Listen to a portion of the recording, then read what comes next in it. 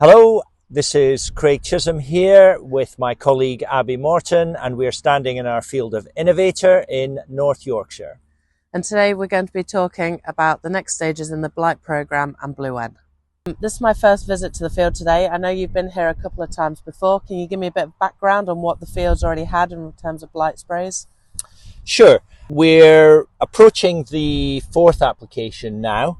So the crop has already had a rosette spray and then two sprays since then. So it's had samoxanil mixed with a multisite in the shape of mancozeb, and it's also had propamacarb on here. So it's had its two non-OSBPI curative applications early on, as we recommend to ensure a nice clean start. Now, as we are entering the rapid growth phase of the crop, we want to move into Zorvec Entecta, which is going to, as well as be persistent, give us movement into the new growth that's appearing so quickly now. And then that will be alternated with a different mode of action before we come back with our second Zorvec in the tail end of the rapid growth phase before we go into stable canopy.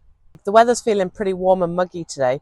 What do you feel about the blight pressure that we've had and going forwards? Clearly, we have just come out of a dry spell, and the feeling was that blight pressure was relatively low, provided you didn't bring it in with the seed. But as you rightly say, it is warm. You can feel the relative humidity in the air as we stood here.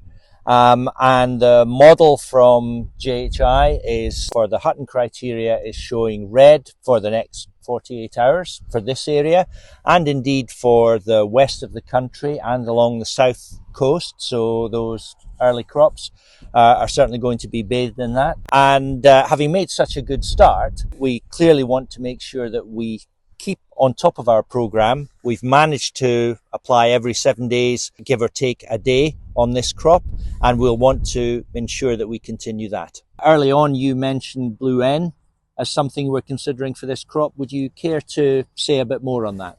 Yep, so it's absolutely the perfect timing for BlueN. You can apply it from side shoots visible up to flowering onto actively growing crops, which is exactly where we are in this field.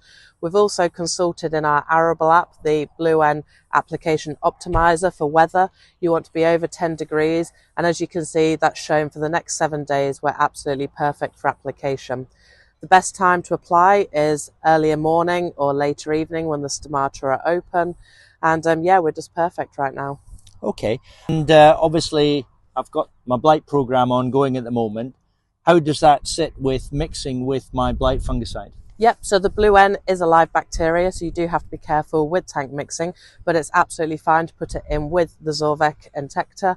And also there's a range of other blight products on the market that are okay as well for the BlueN to be mixed with, so would refer you to our website for our tank mix list there.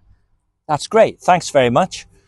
That wraps it up from the field for this time, and we'll be back in a couple of weeks' time as the crop is getting out of the rapid growth phase and going into stable canopy.